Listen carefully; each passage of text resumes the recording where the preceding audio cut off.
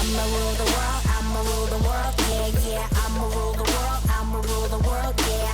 색다른 느낌으로 만든 음악, 나만의 세상 만들어 장악. I'ma rule the world, I'ma rule the world, yeah, yeah. I'ma rule the world, I'ma rule the world, yeah. 해가 지고 뜰 때까지 I'm up, yeah. If you follow the majority of media reporting on the current United States trade tariffs, you've probably heard it called as stupid, ignorant, or in our former prime minister's words.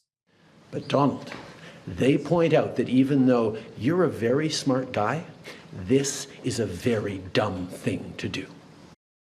Who says they are ready to react to unnecessary and stupid tariff threats. Now, you've probably seen President Trump be questioned heavily by what seems like almost every economist and person on the planet.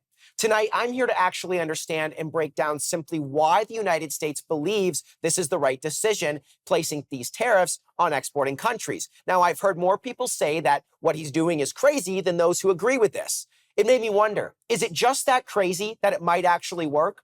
Tonight, I let you make that decision for yourself by presenting both sides fairly.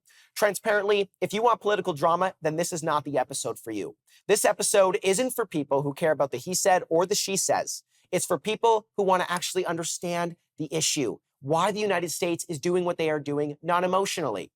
This entire episode was sparked because of the genuine curiosity I have in understanding the reason why. This is not the views of a liberal, conservative, or NDP. In order to comprehend how complex the economics are behind this, I've gone through the 41-page report that one of Donald Trump's economists, Stephen Miran, has published in November of 2024, as well as the arguments for why the report and everything in it is just outlandish. From here, I've dissected the economic impacts the Trump administration believes these tariffs will have on the United States and trading partners. My goal is for you to understand at home both sides of the issues and how this particularly affects Canada. And that I will save for the end once you understand all of the context. For me, any good understanding of a situation begins with the ability to identify the different positions. In this particular case, for simplicity's sakes, I'll divide arguments into two sides.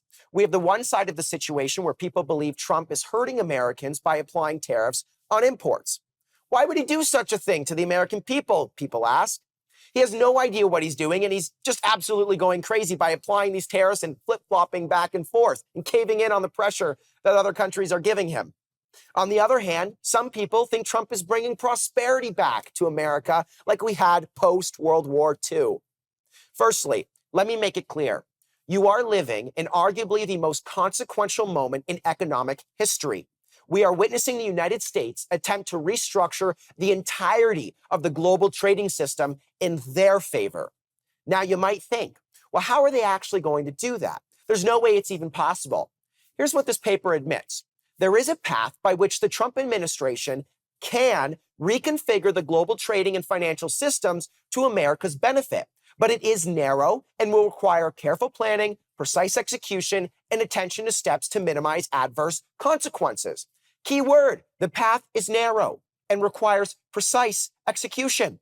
But you will feel it in the future. God bless. You don't know that. God bless. God bless. You will not have a war. Don't tell us what we're going to feel. I'm not sure I would call this precise execution, but nonetheless, I promise I'd stay out of the drama. Did you ever hear about the wealth gap? In the first quarter of 2024, the top 10% of earners owned almost 67% of the total wealth in the United States. Well, the bottom 50% owned just 2.5%. That's a gap. Now, this report from Mr. Miran highlights that the American dollar being valued higher than other currencies hurts the American economy. United States has the USD, which is super strong and valued high compared to the rest of the world. Now, this benefits the financial sector heavily because foreign countries like Canada want to invest and buy more of the American dollar and anything tied to it. In a lot of ways, this is where you see the wealth gap begin because you have the financial sector who gets propped up by a high American dollar.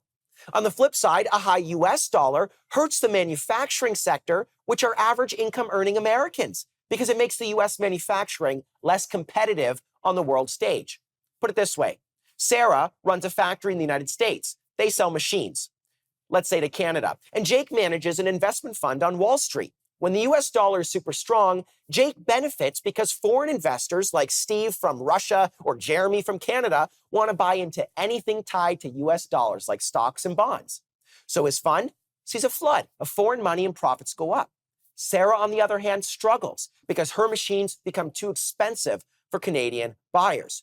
We'll be right back with how this affects Canada and understanding the United States effects. Thank you. I'ma rule the world, I'ma rule the world, yeah. I'ma rule the world, I'ma rule the world, yeah. If the US dollar is strong, Canadians need to spend more of their own dollars to get enough US dollars to buy Sarah's machines from the United States. That extra cost means they often reduce their orders. Why would Canada buy from the United States if they have to pay 40% more for everything? Sarah, from the United States, ends up selling fewer machines. This is something we were discussing in our previous segment. Now, a lot of economists say, again, it's nearly impossible to shift the global trading system to America's benefit when you have such cheap labor. We can never compete with Bangladesh, who makes clothing at super cheap prices. They aren't wrong. There are certain industries, though, that America, North America in general, will never compete in, and they know that. But the Trump administration doesn't necessarily care about that. And that's referenced in this Miran report. Like President Trump argues, if you don't have steel, you don't have a country. Now, would you rather not put your head down on the pillow tonight thinking the guy down south is a sociopathic madman, or actually know for a fact if there's something bigger at play here? Forget the insults. It really does nothing to understand the issue. You're probably confused why the United States is targeting Canada, and I don't blame you. Why are they doing this? Well, according to the Miran report, the United States is making their decisions on who are allies and who aren't on a variety of different factors, more than what you may think apply, and especially more than what the media leads you to believe. Whether you like it or not, these are the guidelines they've built. In any rule of negotiation, I like to think most people need to know where they're trying to negotiate from. So it's important that we look at this. Let's jump into what our first application is here. Does the nation apply similar tariff rates to their imports from the US as America does on their exports here? Put it this way, Trump's first term saw 25% tariffs on Canadian steel and 10% on Canadian aluminum, citing fears that global oversupply, especially from China, so I'm not sure why he would place it on Canada, but would undercut US production. In 2024, what's interesting is Canada followed suit because of pressure by North American steelmakers.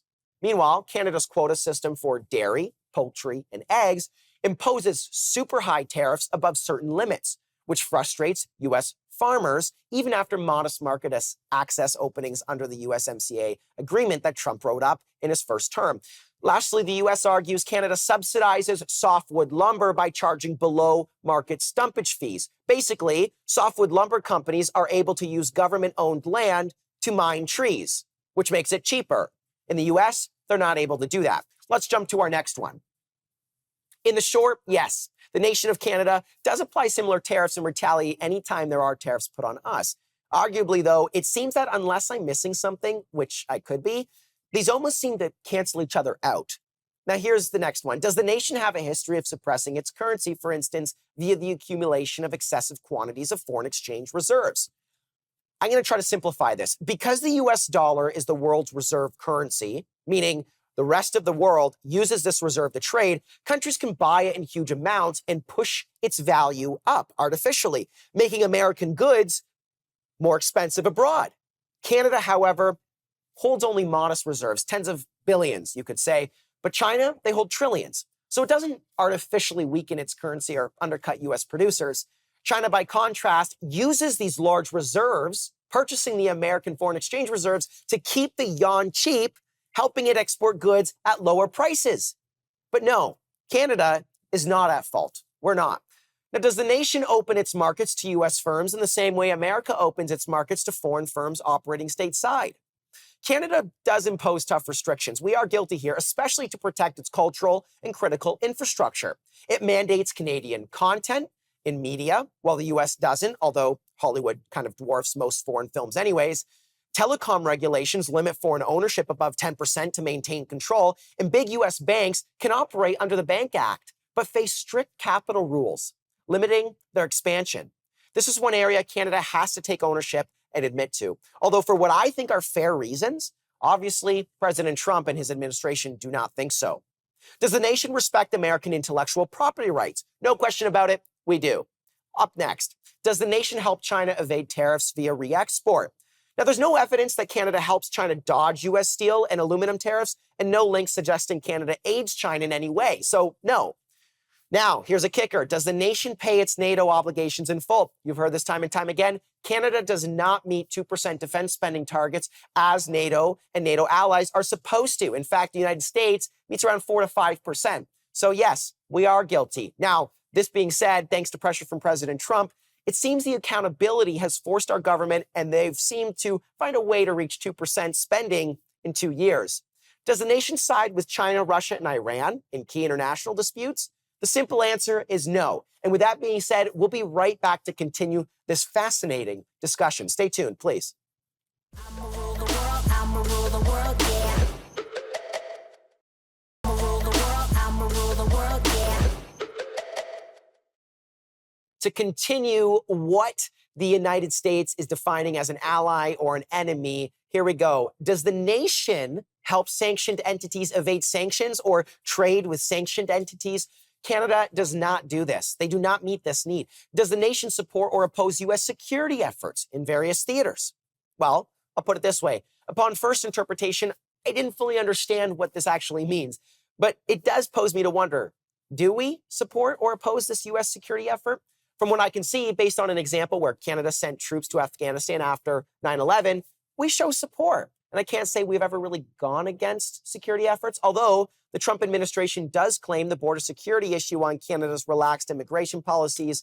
So in President Trump's eyes, it seems we may. Now, does the nation harbor enemies of the United States? Well, put it this way. Canada's loose immigration did make it easier for individuals of criminal backgrounds to set up shop, but I wouldn't say that it's been absolutely brutal. So I have to skip that one as well. Let's jump on to the next one here. The next one, does the nation's leaders grandstand against the United States in the international theater? Okay, you could easily argue they do. Both Prime Minister Trudeau and President Trump have not been very cordial, nor have our premiers. Now, you can play who started what, but at the end of the day, both sides have a part to play in this one as well. Now, get this. Between 2000 and 2011, the China shock wiped out 600,000 to 1 million U.S. manufacturing jobs and up to 2 million total jobs when counting related work. Initially, analysts thought this was just part of the normal yearly churn in employment.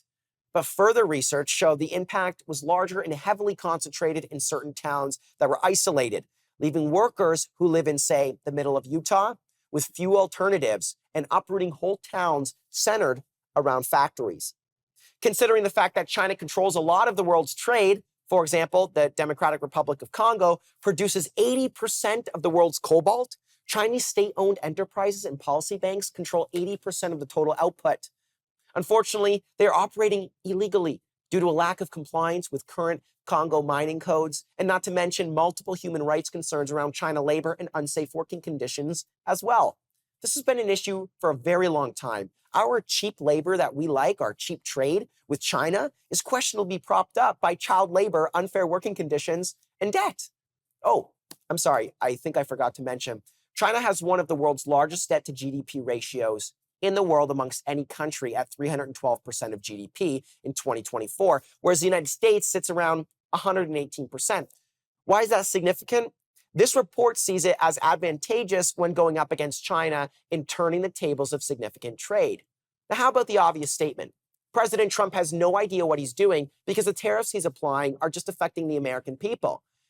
See, when you actually care to understand the information, things are always a little bit more complicated than what you're typically led to believe in just watching on one show. According to the Miran report, in the 2018-2019 tariff war with China of 25%, Chinese imports, goods coming into the United States, increased by 17.9 percentage points. And the reason being because exemptions of certain products. So it wasn't fully 25%. But from the start of the trade war in 2018 to the maximum tariff rate in 2019, it was around that percentage, 17. As the financial markets digested the news, the Chinese currency depreciated against the US dollar over this period by 13.7%. So that the after-tariff USD import price, put it simply, only rose by about 4.1%. Now that's, if true, astonishing. In other words, the currency move offset more than 3/4 of the total tariff, explaining the negligible upward pressure of inflation. Here's what this means in super simple terms.